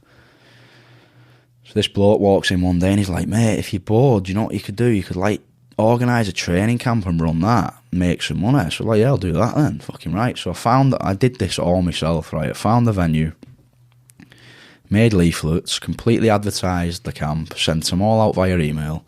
I got 66 kids in a venue. Wow. So it was great. So I've done this camp for a full week. I've taught it on my own. Schools start again and that, and it gets about a month later, I've still not had any money off this camp. So I've gone in and I'm like, mate, the camp we've done, like, I've not been paid at all. So he's like, well, yeah, you were getting your wage anyway. I was like, no, wait though. I was like, we've had 66 kids, they've all paid like 90 quid for a week. I've not even had a cut, and you told me like I could do that. He was like, yeah, just because you were bored. Like, you'd have only been sat in the office if you didn't do that. So I was like, fuck this, mate. So I've like quit, like gone back to Ju's mum and dad's, like not got a pot to piss in. And basically when I was about 16, I was at home for a weekend and I was just training. At my judo club, they had a weights gym. And I was just lifting weights in the gym. And Warrington Wolves Rugby Club was doing their pre-season indoors. And at the time they said to me, do you do wrestling? I was like, oh, I'll do a bit of judo. I've done a bit of wrestling. They're bit of judo? Yeah, done a bit. That's why the podcast's called, I've done a bit as well. And he's like, right, do you want to teach a wrestling session to us? I was like, mate, like I'll do some stuff with them if you want. Like, so I've jumped on. I think they liked it. And then I went back to Camberley or Dartford, wherever it was at the time. And then literally, it's crazy how it happened, really. So it happened that Warrington coach, you're talking like 9 years prior, was really good friends with the lad who ended up being Hull KR coach when I've just quit my job. So I get a random phone call, and it's a lad called Shane Carney, who's now at Ulster Rugby Union. And he's like, hi, is that Owen? I'm like, yeah, mate. He's like, oh, I'm the head of S&C at Hull KR. We're just wondering if you want a job. So I'm like, a job as what? He's like, oh, you'd be assistant S&C coach. So I was like, mate, I'd love that. But like, I know that ain't possible because like I've not studied a day of S&C in my life. So he's like, no, don't worry about that. Well, your title will be S&C coach. We'll pay you as an S&C coach, but you'll just be a wrestling coach. So I was like, oh, fucking hell, absolutely no questions. So I moved over about 3 months after that convo. Did a house show in Beverley for a little bit, and then moved into Hull. Did about 18 months at Hull KR. But then what I found was like, love the job. The job's pretty good, or as good as a job would get. But like, I ain't filling that space, the excitement that I used to get from training every day with anything else. I was just going to the gym and doing daft weights, wasn't even following a structured program, just stuff that I wanted to do. Just going to the gym doing fucking chest and bicep 5 times a week. Absolutely no grappling or wrestling or nothing. Tried a couple of local gyms, and for whatever reason they were very quiet, and the people on there were very young and quite inexperienced, and just didn't make me want to go back. So I had a chat with you, and I was like, maybe what I'll do is just find a little place, not even run it as a club, just have Tuesday night where everyone just meets up and spars in a gi, and a Thursday night where everyone just meets up and spars in a gi. Just like for my own mentality, my own mind, really. So we did that, and then basically there was a lad in the area called Tommy Jackson who's now gone full-time himself. He's at the Performance Institute, the official one in Walsall now. At the time I was doing some S&C with him one-to-one to help him with his judo, but his dad owned a little factory, and in the back of the factory they had a really, really small room, which the mat area was maybe like 5 by 5, which he'd done for Tommy. So he was like, if you teach Tommy twice a week S&C, you can use this mat twice a week. So I was like, perfect. Can I have it Tuesday at 7 and Thursday at 7? He says, yeah. So I've put it on my Facebook, and I didn't know anyone in Hull at all. So I'm expecting like 5 or 6 people maybe to turn up, and I'm fine with that. It's just someone I can roll with and try and like make them better if they've never trained before, and eventually they'll be good partners. So we've advertised this on my Facebook for about 6 weeks. Mate, I turned up and there's fucking 36 people. The mat's 5 by 5. So like, I don't know how the word even got out because I knew nobody in What Hull. year was this? This would have been 2019. That's not even that long ago. No. So, like, I hadn't even competed in grappling then. 36 people turn up for your 25 square metre match. Literally. And I'd not done a day's competition in grappling. And I'm advertising it as Brazilian Jiu Jitsu and grappling. So everyone, like, I didn't mention Judo once just because it's not that popular. So I've rocked up and I'm thinking, fuck, like, what am I going to do here? So we had people come as well to, like, video it because I was going to use these videos to promote it. Advertise it, yeah. So these people have rocked up with cameras and the room is so small. And I'm like, absolutely had a brain fart, so do not know what to do. So I'm like, right, everyone jog around. It's like the worst thing you could possibly do. So it's like, you literally had like an outer line and then another line inside, and it happened like 4 times. People just, so the man in the middle was just fucking running around like this. So I'm looking, I'm like, what can I actually do? So I've stopped him and we've done a static stretch. It's like the worst session I've ever ran in my life by a mile. Like, I don't think anyone else could do much better with less than a metre per person. So I've shown a technique, I can't even remember what it was.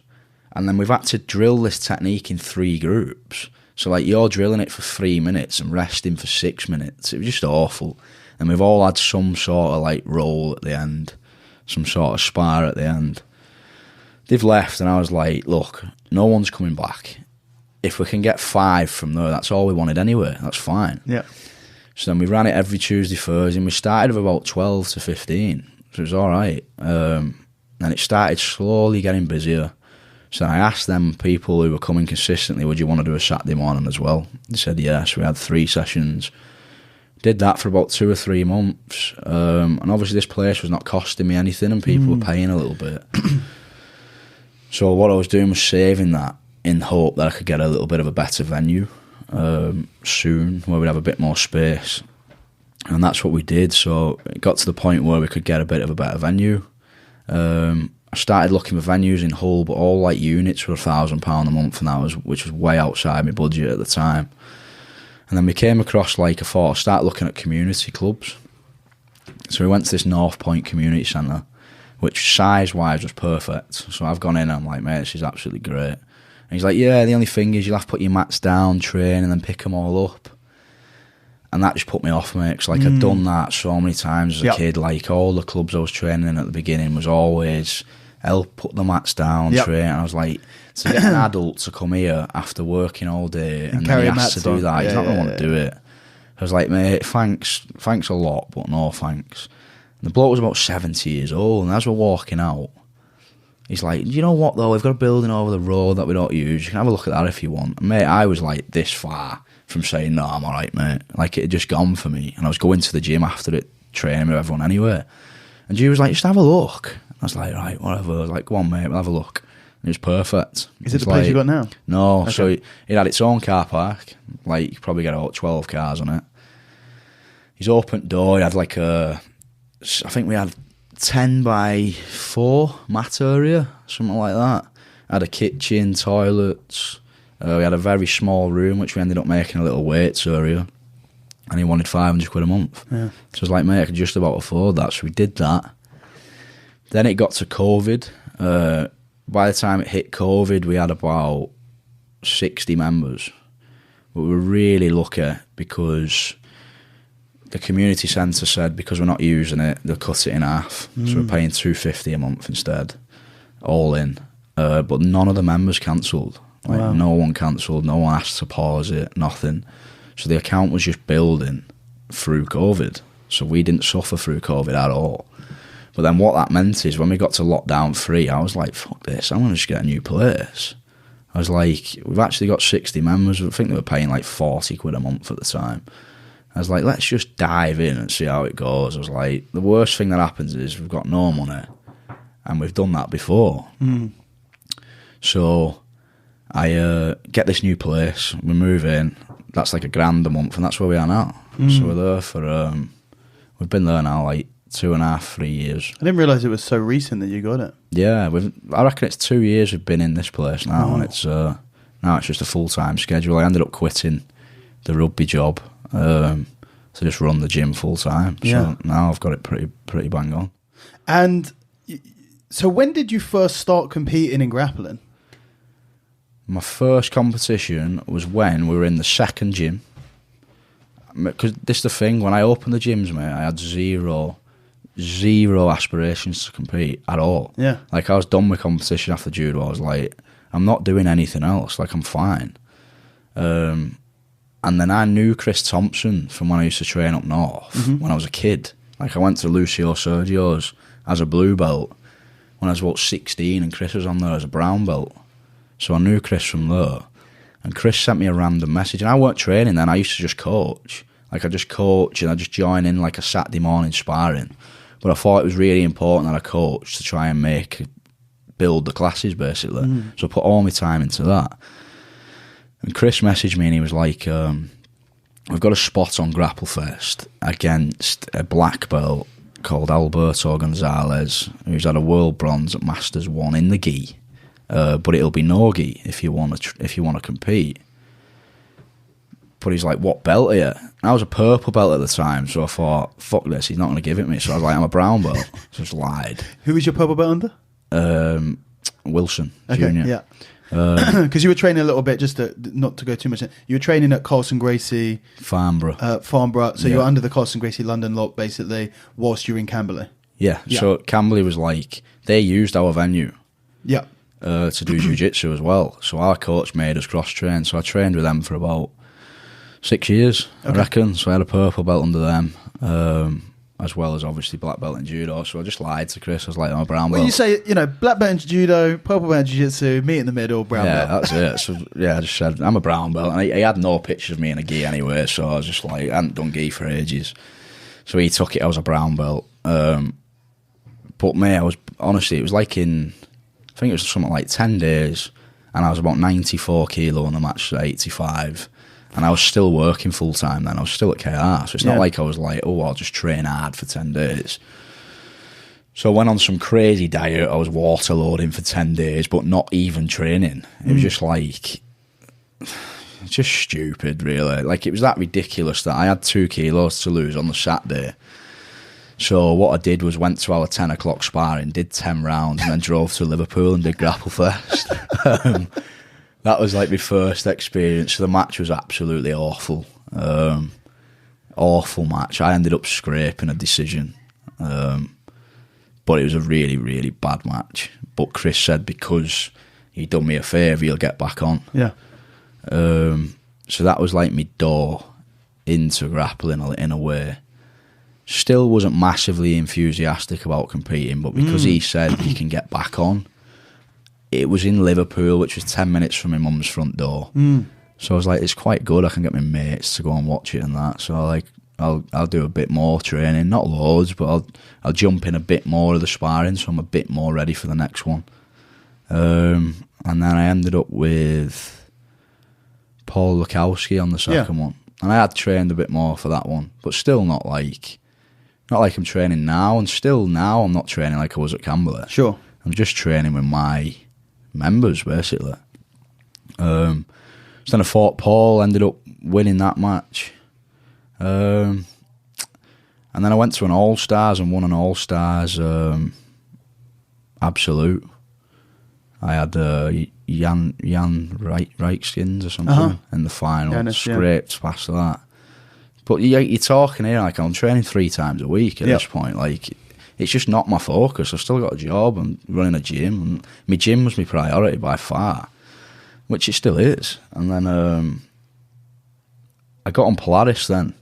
So I got Max Bickerton on Polaris first, and I split my head 2 weeks before. Yep. So I went to a wrestling class in Bolton, and you know Andrew Clamp, he's been on, I think he was on Cage Warriors, Andrew the Vice Clamp, he called himself. Yes. He's an absolute monster, like, to be fair.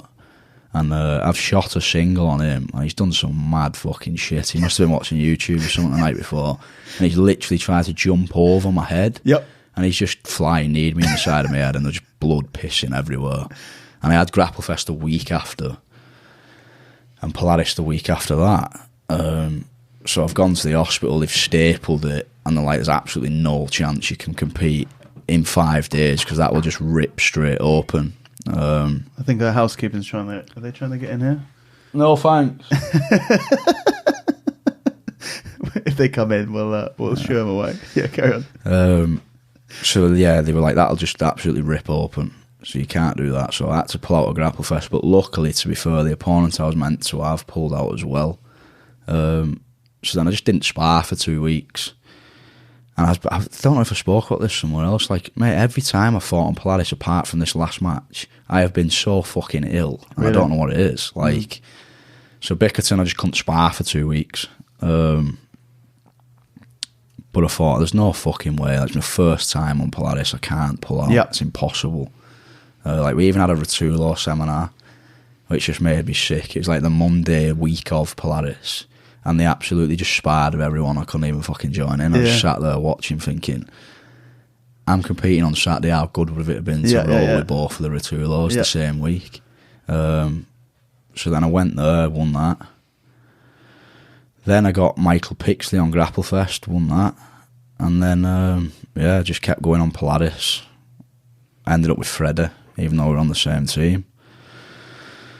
Before Freddie, mate, I was just puking, like 3 days straight. Yeah. Like, the morning of, I woke up, just absolutely spewed all over my fucking bathroom. And Jiu was just like, you can't fight. And I was like, no, like, we went to Tesco and got a massive bag of Diorolite, threw that in a 2-litre bottle of water, and I just sipped that all day, and I actually felt great by the time it came. And then we had Inga after ADCC, and then I lost to Hunter after cutting a little bit of weight, and then Weidman. I mean, the run that you've had, it's actually insane when you think about it, that you've been basically competing in grappling for a couple of years. Yeah, something like that. Like 2 years. Yeah. But you've really catapulted yourself really to the top of the pile. I think the style that you have works so well for the big shows because it's big. As long as guys are happy to stand up with you a little bit, that you've got the big highlight reel throws and the stuff like that. It's crazy that you sort of fell accidentally into grappling, and I mean your socials, your notoriety, the level of the guys that you're fighting. You're signed to Polaris now. Were you expecting any of that? And I mean, I'm guessing no. But then, how's that felt with all of this happening? I wasn't expecting it at all. I love that it's happened, and it's been good for my gym as well. But like, I think the reason it's happened is like in lockdown. Like I do train really hard as well. Like when I'm saying like I'm not training like I was at Camberley, what I mean by that is Camberley was like so focused on judo and just judo, and all your S&C was focused towards judo, and your life was judo, and I didn't have any other distractions. Whereas now it's like I've got a family, I've got bills, I've got my own gym which is full time. I'm a coach of like first. Like that is what I've got to do every day, morning and evening. But I do still train very hard. Like this morning I've trained an hour and a half already with the MMA lads. After this I'll go and do my S&C. Tonight I'll do 10 rounds of sparring. So I'm still training. Are you training 3 times a day? Two every day, some 3. Wow. So some would say that's still full time. It is. Yeah, but like none of it's like... I think you're only doing that compared to what you were doing at Camberley, which was like obscene. Yeah, and like the difference is now it's not all Jiu Jitsu either. Like this morning I've done striking. Yeah. I just train everything. Which I do think gives me an advantage. I think like my intensity in grappling's quite high. Yep. And I think if people are just rolling a lot, and then I come with that intensity and it's just a 10-minute match... Like I know, like I will absolutely redline myself for 10 minutes, and I've got no problems with. I mean, we've seen you do it multiple times, yeah. But that's just because I just train like that. So yeah, I am still training hard, but I think I did a lot of work in lockdown as well. Like, and I think it's just helped me and the gym a lot. Like, I've just come to terms with I am never gonna be. Like, you're not going to come to me to teach you phenomenal bottom game jiu-jitsu. I'd tell you that myself. Like, if someone walks into my gym and says, mate, like, I'm really interested in leg locks, and the first thing I'd say to him is like, right, gripper jiu-jitsu is 30 minutes down the road. Lloyd's great at them. Like, there's no point in me, like, we have a leg lock coach in the gym once a week, but if you want to be a leg locker, you're not going to get good doing it once a week. Like we just have it once a week to build familiarity. So our game, we know what's happening when someone starts to play legs. But if someone specifically wanted to be a leg locker, I would send them away. Like, I don't bullshit people and say, like, we can give you everything. We can't. It's like, our gym will give you really good wrestling, good pressure passing, really good pinning, really good ways of creating scrambles and getting back to your feet. And then essentially sometimes that's a fucking takedown. Like, I get up. If people get up with me, that's great. Yep. I love wrestling. If they don't get up with me, they just done the job for me anyway, and now I'm just back to passing. Yeah. So, like, in lockdown, I just kind of, like, because we had so much time, I spent loads of time just, like, putting thought into, like, what game I've actually got and how, like, I can make that effective for grappling. So, like, now, like, we've really gone in depth in, like, the stand-up. So, like, for us now, we have, like, 6 positions in stand-up. So, like, I'll attack your right arm. That's all going to be arm drags. I attack your centre with a snap down. Attack the other arm 2-on-1. And then if I attack your head and you posture up, I've got a body lock or a single leg or a rear body lock. So, like, that's our, like, 6 positions. And we have, like, we genuinely do have systems in them positions. Yep. We have a couple different ways we pass guards. So, like, I like a lot of, like, the Wagner Rocha style passing. You know, like the float passage system he has. So we do a lot of that. And then, like, I do, like, a lot of double unders, over under, double overs. And, like, my thought process with that is, if you're very good at wrestling and you wrestle a lot, wrestling gives you a certain intensity. So I don't want to go with an Owen O'Flanagan and play Jiu Jitsu because he'll fucking batter me. Yeah. Like, I would never sit here and say, like, I am better at specifically Jiu Jitsu than Owen O'Flanagan, because I'm fucking not. Yep. If I go in and play headquarters with Owen O'Flanagan, he'll rip my leg clean off. Like, I'm not I'm not blind to that. But I think, like, what I like to do is try and drag that jiu-jitsu player into a wrestling match. Like, I know I can go to, like, body locks, double overs, double unders, over-unders, and make that jiu-jitsu person... I have, like, we train a lot of different ways to make that jiu-jitsu person do things that he wouldn't normally do. So, like, make him almost wrestle, make him, like, overreach, make him use a lot of energy trying to push my weight off their body when I'm not really doing anything, and really try and break the person before I start to pass. And I think that's why, like, I've seen a lot of people lately saying things like, he's not submitted anyone. It's like, if you look at like some of the wins I've had Max Bickerton, Freddie, Josh Hinger, Chris Weidman, Michael Pixley. It's like, which one of them really is to tap in 10 minutes? It's like, and my style genuinely will never ever be quick catch submissions. Like, I'm just not one of them guys. Like, I've spent my whole life doing different aspects of grappling. It's like, my game is literally to try and get on top of someone and really wear them down. Like, when I'm in the gym, I'll submit people all the time. But that's because, like, we're doing really long rounds. Like, we'll either do 10 rounds of 5-6 minutes, or we'll just put a clock on for 45 minutes and not stop. And I'll tap numerous people loads of times like that, because my game is to just break people down. But it takes a long time to break them type of people. Like, you're probably not breaking Chris Weidman down. No. So, like, that's just my game. And I think, like, we've built that game really well in the gym.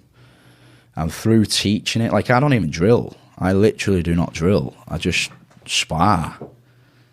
But because I teach it so much, it's almost like my drilling. It's through teaching. So I do really, really understand it in and out. Yeah. And, yeah, like, I'm not shocked when I get beat. Like, I made a mistake against Hunter, and Hunter, like, I paid for it and he choked me. But, like, I just have a game, and if someone deals with it, they'll fucking beat me. Yeah. But, yeah, it's quite not hard many have done to that deal yet. with. Yeah, absolutely. And, I mean, I'm kind of gutted because we're going to get kicked out of here in the next 10 minutes, and I feel like I could talk to you for another hour. So let me just fire... Maybe at some point in the future we'll do a second episode here and we can chat a bit more.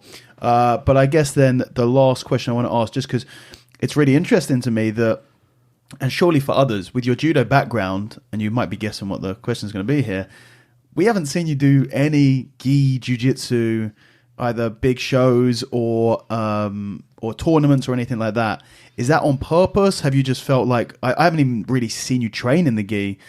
Is that something that you do? Will we ever see you compete in the gi? Not that I care. I don't really like the gi at all. But like I would like if someone asked me to do a gi match, I'd do a gi match. I've not trained gi for ages, but like it would have to be the right person for gi as well. Because like when I've trained, like I did a lakes camp in the gi.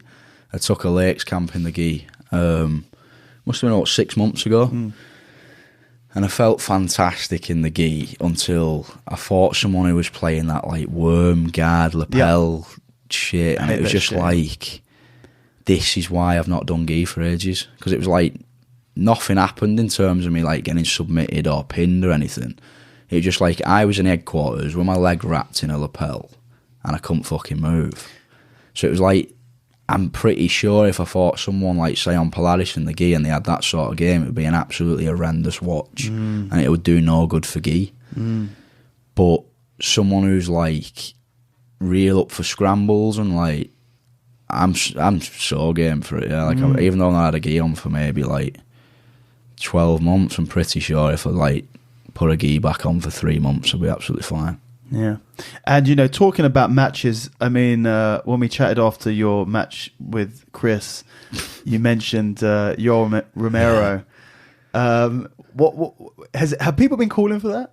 Like prior Polaris to you? Did Polaris say so like this last match, Yol was meant to be the first one. So like they sent me Yol Romero and I was like, fuck yes. Like I'm never going to say no to that, but this could be a beating.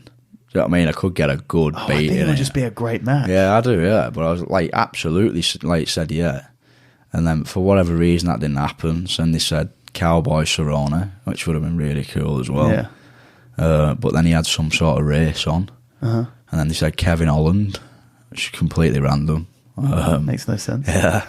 They're just getting names thrown. It's because because we're on Fight Pass with Polaris, they want UFC fighters or ex-UFC fighters on the card, yeah. So it was meant Kevin Holland, and that didn't come through. And Kevin Holland, who famously doesn't have a great ground game. Yeah, I know. I was just like, this is crazy. Like, where's this going? And then it ended up Chris Weidman. Out of all of those, apart from the Romero one, the other two would not have been as good as the. I mean, the Chris Weidman was so good as well. Yeah. It really was. Like, if they'd have said who's you want, I'd have said Yul first, Chris second. That order. Yeah. And what a match that was. I mean, that was up there with all of the Polarises that I've called. That was up there with one of, if not the best match on Polaris I've ever called. Yeah. The atmosphere in that room was fantastic. Yeah. I mean, I don't think anyone expected Chris to bring it with the intensity that he did. Yeah, like I did and I didn't. Like I knew, like I did loads of cardio for that match because I knew he was just a wrestler. Yeah, like he's won the NCAA Division 1 twice. Yeah, and I just know what high level wrestling and judo is like. It's like a high fucking pace, and I used to be at that pace, but I've not felt that pace for a long time. Because obviously, like I push the pace in sparring, but the people are definitely not going at Chris's pace right now. So, like, I hadn't felt that for a long time. So I was doing a lot of it, well, twice a week, like extra rowing to really get my heart rate up. Because I knew, like, someone who's wrestling through and through, whether they've been off it for a while or not, they only have, like, I only have one pace, and that's from judo. Like, I only have one pace. Like, I'll never go backwards regardless. Regardless if the lad's better at wrestling than I am, I still wouldn't go backwards. Because I genuinely really don't know anything else. So I kind of expected him to come. But I wasn't sure how hard he'd be able to go, it being his first one back. But fucking hell. Like, it was some pace. And I felt, what was really weird was like, 3 or 4 minutes in, I'm looking at his face and he looked tired to me. But his pace did not drop 1%. It was like, he did look tired to me 3 minutes in. But then he just held that fucking pace all the way through and didn't look to get any more tired. Whereas, like, I was all right till about minute 5. And it's the way he was just chopping on the back of my head. Like, when I say the DOMs from the top of my neck to the centre of my back was unbelievable for about a week, mate. Yeah, it was ridiculous. Like, no one's been pulling on my neck like that for a while. Yeah. So, ignoring your Romero, Because I mean, I'll be talking with Polaris and seeing if we can get that done, because I think that's such again, if we especially if we come back up to, I think there's a good chance it was sold out. There's a good chance we come back up to the Donny Dome, I think, and I think Romero Owen would be a great match. Anyone else that you'd like to go against? I know that you know your interest is with maybe ADCC qualification. The trials are in September or October. I think you'll be going for those. Yeah, at 88 or at 99. I don't really know, mate. Because like at the minute, what do you walk around at? Now I'm like 94.